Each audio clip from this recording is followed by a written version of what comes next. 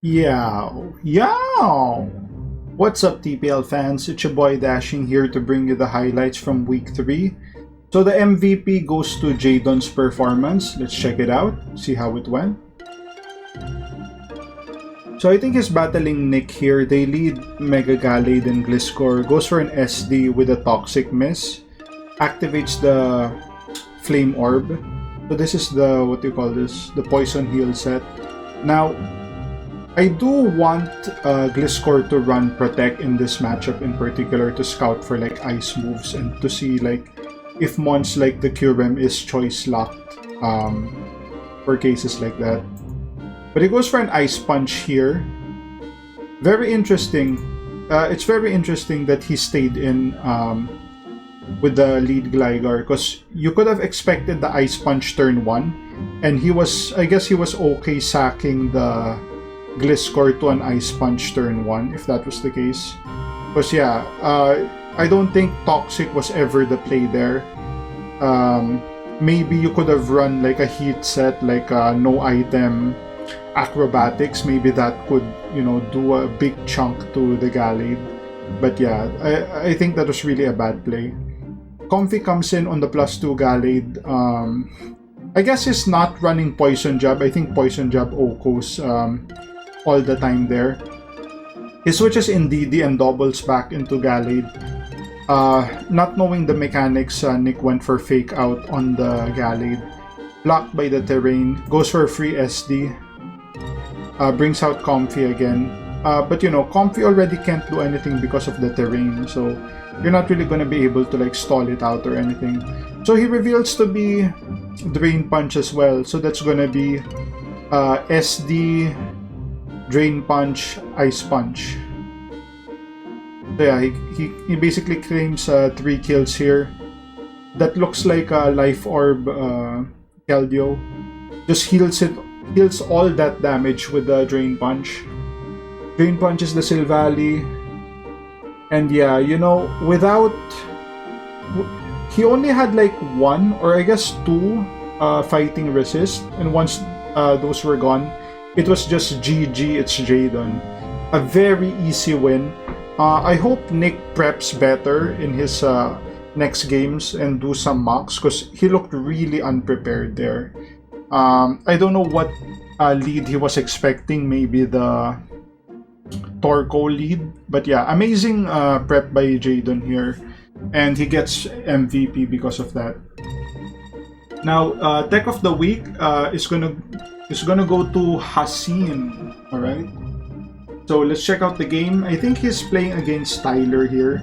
Now, looking at team preview, it's very interesting. He's running like the double shit team. So we were joking about this last season, how Christian won so many games running like double shits. Basically, Pyukumuko and Shuckle. Like 2 little shit mons. And in this case, it's Pyuku with Jupiter. So yeah, we're gonna see how this plays out. It's gonna be a tough matchup for Hassim in the sense that Ditto can just destroy the team with like, you know, a scarf. If he scarfs one of the 3 dragons, right? You just need to like toxic the Pyuko and then it's gonna be set on a timer. So yeah, tough matchup for Hassim. It's interesting the team Tyler brought was very defensive in nature, right? You have these 2 defensive ones, which I'm not sure I understand because the dragons definitely get fire moves, so I don't think Pharaoh was exactly a good bring here. I guess just for the Thorn, but maybe he should have had like better options than Thorn. Like he has the Flygon, so maybe that would have been you could have changed this slot for like a better mon. But yeah, without further ado, let's check out the game.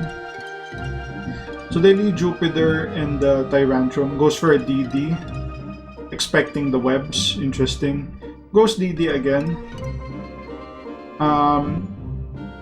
I'm not sure that would have been the right play. I can get 2 DDs. I mean, you're still gonna get walled by Pyuku. Maybe you could have subbed the first turn and then DD, seeing that Jupiter can't really break your sub. But it is what it is. And he goes max. I think this was a horrible move. One of the worst moves you could have done. Because whatever move you went for, you were already gonna kill the Jupiter, and now you've basically wasted your max, you know, transformation, I guess, on Pyuku getting stalled. Like, maybe if you had, what do you call that move? Maybe if you had like a max ghost, you could like reduce its defense and then you can break it from there, or at least force another mon to take damage. But yeah, because of, you know, the max there was really unnecessary, and it's gonna cost him basically Tyrantrum. You know, you're taking poison damage. Pyuku has, you know, a lot of PP on recover to just stall it out.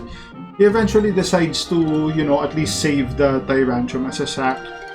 Switches to Pex and he goes Thundi.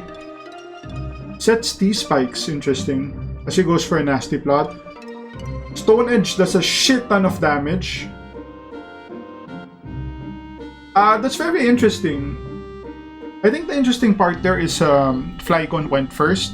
So I don't think there's any reason to like not run max speed Thundi just because you basically outspeed the Flygon by 1 point. So I think that's always the play. So if that's the case, this could very well be a Scarf Flygon. So Scarf Flygon on the goes for Stone Edge on the Pyuku. Takes some damage. Switches back to Pex. Switches back to Thundi. Goes for a T-Bolt here. Interesting. Probably expecting or he wanted to make a read predicting that he would just, you know, he may not want to switch out. But yeah, he gets some good damage on the Pex, and then the Thundi drops. So Tortonator comes in, revealing it's not boots. Pex just sets up another layer of T-Spikes. Goes for a Draco on the Flygon. Interesting. Yeah, I mean, I think Pex at that point could be in range of a fire move, and he didn't want one of the other mons to switch into that. He goes for Shell Smash here, very interesting play. And then he switches out. I think that was a horrible move, just because the thing is, well, actually no, I take it back. Because I was thinking you could still outspeed, you could get a free kill on the Tyrantrum, but if Ditto comes in, you're gonna have to like force the Pyuku to get sacked in that case. So yeah, because you would get like plus speed with the Scarf, so none of your mons can really outspeed that. So yeah, I can get behind that, but I guess the reason there is, why did you Shell Smash in the first place? I guess he didn't realize it at that point, and then he realized it before it was too over. So, a misplay, but it was nice he was able to correct that. Pyuku takes an Outrage here, takes some poison damage, gets a Figgy Berry, and gets KO'd by the Outrage. So yeah. Tyrantrum still putting some work. Interesting. Axorus reveals to be Lumberry, goes for the Dragon Claw on the, what do you call that? Tyrantrum. He goes Taunt on Pharaoh, very interesting. So it's like Dragon Claw, Taunt, maybe DD. He goes Knockoff on the Tortonator, he goes Max Flare, takes out the Pharaoh. Interesting. I guess he didn't want to risk like the max ground, because max ground was really free there, right? Goes Max Quake on the Empoleon. Hydro does nothing. I guess that's part due to the sun. Goes for another Max Quake. He still has one turn here before it takes down to poison. Pex should just recover here, right? Yep. And Torn goes down. Or Tortonator goes down. He sends out Mega Mens here. Goes for a DD.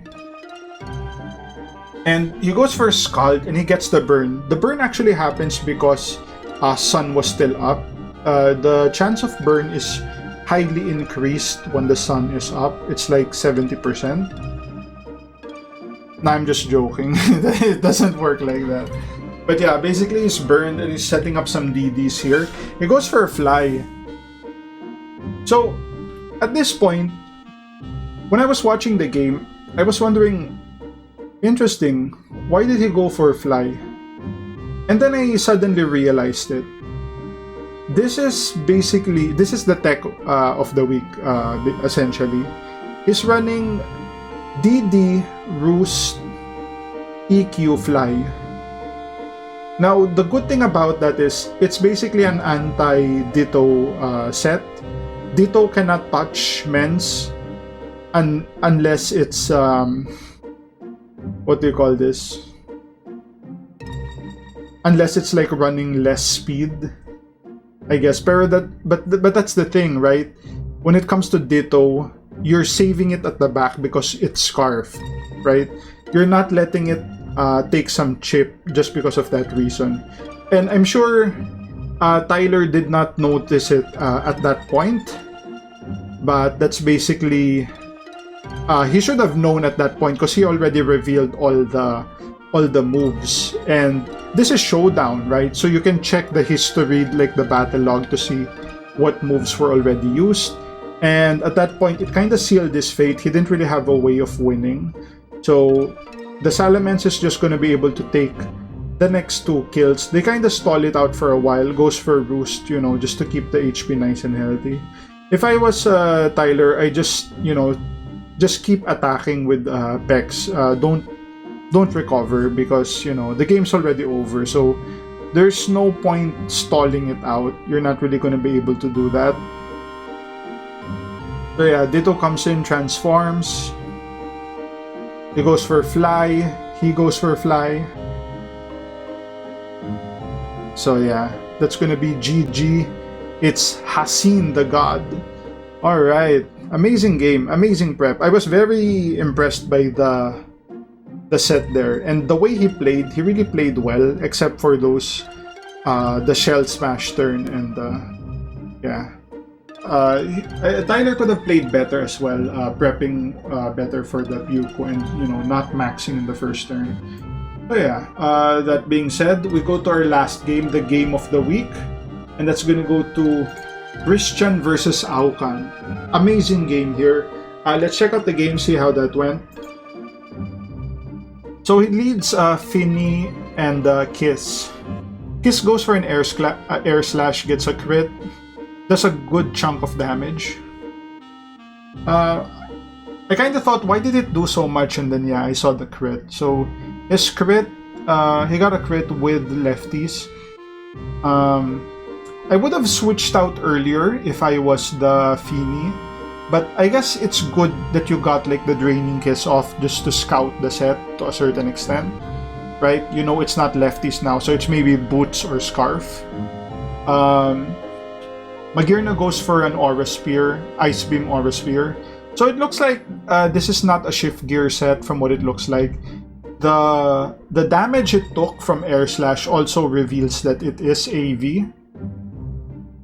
So yeah, AV Mag. I do like that. I'm kind of sick of all these players running what do you call that move? Shift Gear all the time, as if it's the only good set. There's a lot of ways to run Magirna. That's why it's one of the best, even in the Uber tier. He switches in, and Aukan gets the good read on the Flamethrower. Goes to Dragonite on the Gastrodon. Runs Heal Bell. Interesting tech. So this is going to be a support Dragonite. He goes for a Skull just to break the multiscale and possibly fish for a burn. A burn would be nice here, in all fairness. He goes for an Ice Beam, I guess, just to get some damage on the Gastro, to see if it's like lefties or what, or maybe Helmet. Finny comes in, goes for a Grass Knot. It's good he tried to scout that with the Melmetal switch, because you're not really gonna run a water move on the Gastro anyway. So Buzzwole is able to like heal itself up, but the way the exchanges goes, Christian's Mon are getting really chipped. Like, look at the Fiend. The Fiend is almost dead. I mean, I guess it makes sense because he was able to like trade off the kill on Komola. Was it? Komala, yeah. And he gets another another set of air slash flinches on the Dragonite. Interesting. He goes for Ice Beam there, hoping that he wouldn't flinch. And even if he was flinching, he would be able to take a lot of those since it's AV. And he actually reveals Energy Ball on the Gastrodon here. Interesting tech by Aucan running Reflect type. One of the more heat sets you could have. And CM. So, I'm okay with Reflect type CM, but it's somewhat concerning just because of move coverage, right? It goes for Recover. Okay, so that tells us he has Reflect type CM Recover, so he only has one offensive move. So depending on what that offensive move is, you know, you're gonna get walled by a lot of these mons. Alright, so he reveals to be Mystical Fire. So that's gonna be the attacking move. So it's not really a threatening Lati just because of the move. Maybe if you had like a normal type, that would have been better. But I guess in this case, with the mons he brought, Fire kinda does well against, you know, the Magearna, the Buzzwole. He was expecting Feeny to be chipped by the other mons, which is exactly what happened here. But yeah. And yeah, the problem there is the consistency of the set, right? It's only good if you're able to like get the Reflect type of the type you want. So once the opponent knows that you're gonna be running that, then it's kinda, you know, it's kind of a chess match. Do I copy this type or not? So it's a very hard set to pull off, and yeah, I didn't expect him to pull it off because, you know, it's not really one of those easy to use sets, especially in a matchup. That's why if I would run a similar set, I would definitely run it with 2 attack moves so I can actually do something. If you notice, he didn't really do anything there. So yeah, basically it was revealed that the Kiss was Scarf. It took damage from the rocks, and knowing that he couldn't like defog because he would die to the Magearna, he just went for an Air Slash hoping to get some flinches because he couldn't switch out anyway. So you might as well just sack it off. So Mosa comes in here on the Gligar, goes for a CC. The CC appears that it's an Adamant Mosa with a mix set. And this is the thing. Aucan reveals a very heat set running Power Herb Bounce. So Power Herb Bounce, if the Buzzwole was max HP, max defense, which we're not really sure it is, or at least I didn't really check. But yeah, if it was, it had like a, I don't know, 70% chance of OHKOing there. And basically, if that's the case, Aucan just wins. Like, he KOs the Kang, you know, Max Kang cannot take a +2 CC, and then yeah, Feeny and Magearna is gonna lose to that as well. So yeah, this would have been an easy 3-0 for Aucan had he not get hacks there with the bounce miss. Dude, you know how unfortunate that is? You run an item to get like the attack off and it still miss. It's just as bad as what do you call that move?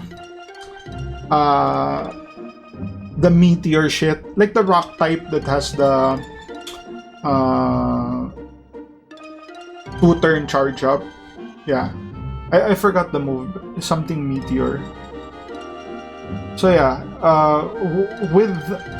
with Christian still having the Maxmon, he's able to take out the Lati, and he has Drain Punch coverage for the Melmetal. So yeah, this was an amazing game. They really played well.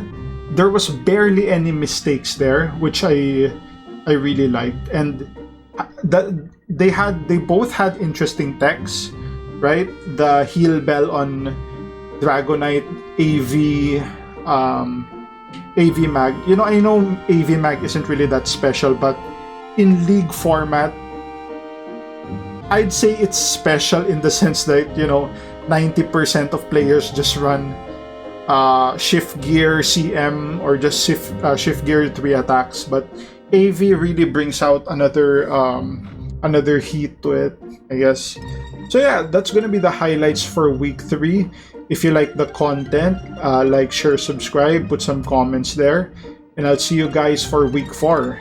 Cheers.